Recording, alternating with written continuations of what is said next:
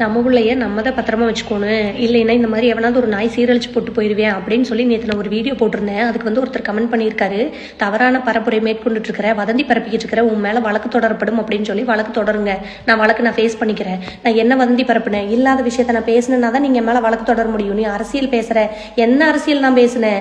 பிள்ளைங்கள பத்திரமா வச்சுக்கங்கன்னு நான் சொல்லிட்டு இருக்கிறேன், ஓகேங்களா? நான் எந்த கட்சி பற்றி நான் பேசல. நீ என்ன ஏடிஎம்கேவா இல்லை டிவிகேவா?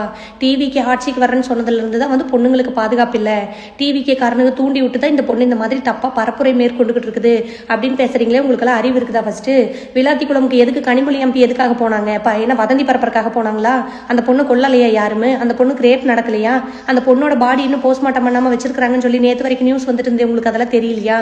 சும்மா தன்னை போல வந்து எதையாவது கமெண்ட்ல எழுதிட்டு போயிட்டு இருக்கிறீங்க. இன்னொருத்தரை படுத்தி இது ஜாதி பிரச்சனைங்க. எந்த ஜாதி எங்க வந்தது? ஒரு பொண்ணு 12வது படிக்கிற பொண்ணு ரேப் பண்ணி போட்டு போயிருக்கேன், ஜாதி எங்க இருந்து வந்தது?